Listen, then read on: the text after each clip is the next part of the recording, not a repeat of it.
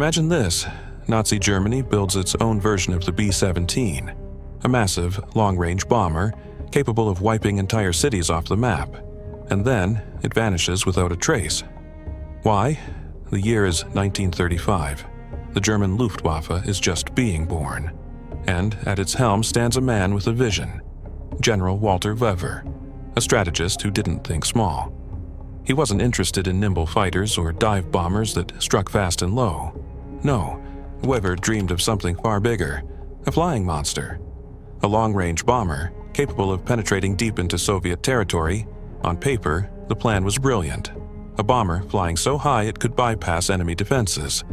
No dogfights, no close combat, just pure, devastating efficiency, crushing industrial centers far beyond the Ural Mountains.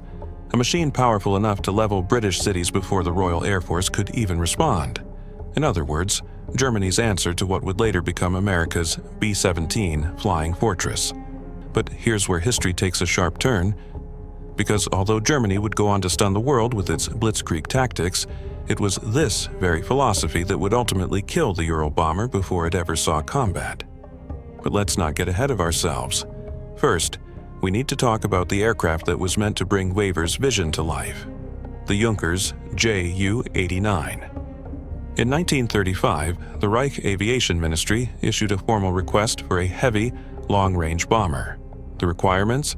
Ambitious. A range of at least 2,000 kilometers, enough to reach enemy cities without refueling, a bomb load of 1,600 kilograms, and enough defensive firepower to keep enemy fighters at bay. Two companies took up the challenge, Dornier and Junkers. Dornier went with a traditional, sturdy design in the Do-19. Junkers, on the other hand, had something else in mind. The Ju-89 wasn't just going to be big, it was going to be revolutionary. All metal construction, a sleek aerodynamic shell, retractable landing gear for better performance in the air. This thing was designed to soar high above enemy territory, virtually untouchable. A fortress in the sky, drifting over Europe and raining destruction from above. But then came the first major problem, and it had nothing to do with engineering. In early 1935, Hermann Göring visited the Junkers factory in Dessau. There, he came face to face with a life-sized mock-up of the Ju-89. And his reaction? Absolute fury. Not awe, not pride, fury. "Who authorized that?" he reportedly shouted. "These are my decisions." The truth? Göring had already been briefed. A year earlier, in 1934, both Wever and Wilhelm Wimmer had informed him of the project. But according to General Paul Deichmann's memoirs, Göring simply hadn't been paying attention. His dependence on morphine made him distracted and erratic. And that day, during a critical strategy briefing on range, bomb load, and long-range doctrine, Göring may well have just stared into space and missed the whole thing. So, what kind of power did the Ju-89 really pack? Was it truly a flying monster, or just a noisy beast with no bite? At 26.5 meters long, with a wingspan of 35.3 meters, the Ju-89 was no small aircraft. Fully loaded, it weighed in at 27.8 tons, roughly the same as a modern battle tank. To get that weight into the sky, it needed serious thrust. Enter 4 Daimler-Benz DB600A engines, cranking out a combined 3,840 horsepower. To put that into perspective, a modern Formula One car has around 1,000 horsepower. The Ju-89 had nearly 4 times that, and instead of racing laps, it carried up to 1,600 kilograms of bombs. And yet, for a bomber of its size, it was surprisingly fast. Top speed, 386 kilometers per hour. Cruising speed, 312. Enough to outrun or at least dodge some enemy fighters if spotted early. Of course, it wasn't agile, not even close. Let's just say, it wasn't doing any barrel rolls at an air show. But for a strategic bomber, it was perfectly acceptable.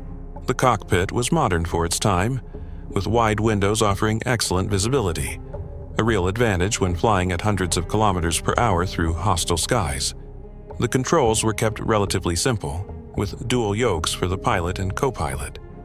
And then there was the defensive armament. Planned were two 7.9 2mm MG, 15 machine guns, and two 20mm cannons.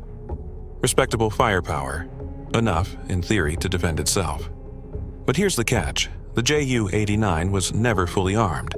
The project was scrapped before Junkers could bring it to its full potential. So, let's be honest. How would it really have performed against enemy fighters? On paper, it sounds solid. Long range, heavy payload, decent defenses, but 220mm cannons against an entire squadron of Spitfires or Mustangs? Probably not enough. And this reveals another truth. The Ju-89 was a machine built for a kind of war Germany simply didn't fight. Fast forward to April 1937. A massive plane rolls onto the runway. 4 engines roar to life, shaking the ground with 3,840 horsepower. A moment of silence, then liftoff. The Earth disappears below its wings. The Junkers Ju-89 is airborne. It should have been a historic moment. The dawn of German strategic air power. The beginning of a new era in warfare. Instead, it became a symbol of missed opportunity. At the controls was test pilot Karl-Heinz Kindermann, and he quickly realized, yes, the Ju-89 could fly, but it flew with, let's say, personality. The rudder was too small. That meant sluggish control, a real issue if you're dodging enemy fire. But Junkers didn't give up. They enlarged the rudder, fine-tuned the aerodynamics, and suddenly the Ju-89 was flying smoother. In fact, it flew so well, it set an altitude record just months later, 10,000 kilograms of payload, lifted to over 7,000 meters. In the 1930s, that was unheard of. The second prototype, Ju-89 V2, was also used for tests, and within the Luftwaffe, opinions started to shift. Maybe this plane wasn't such a bad idea after all. But while Junkers was still fine-tuning their masterpiece, the Luftwaffe had already moved on. The reason? The one man who truly believed in the bomber was gone. In June 1936, General Walter Wever died in a plane crash, and with him died the dream of a strategic German Air Force.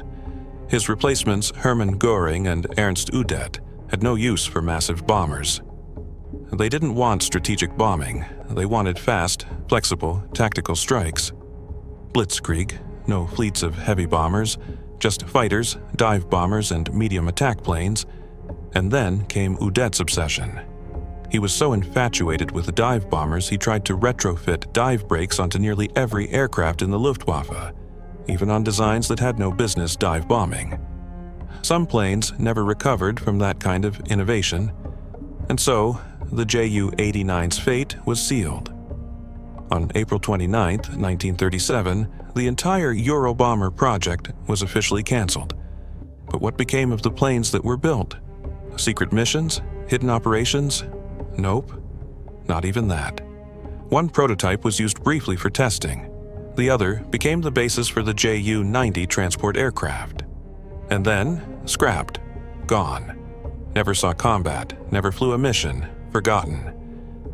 Which brings us to the question, probably burning in your mind, what if Germany had built the Ju-89? Could it have changed the course of the war?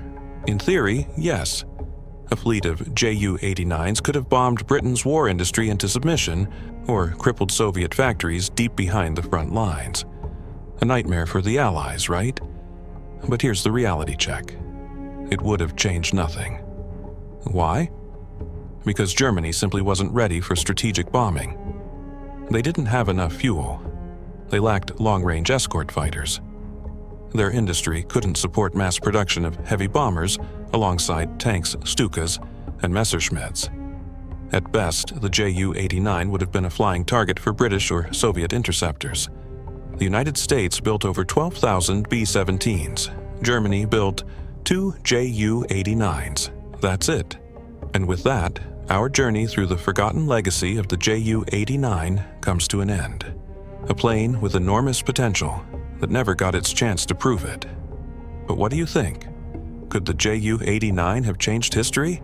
Or was it always destined to be just a massive bullseye for enemy fighters? Let us know in the comments. We're reading every one.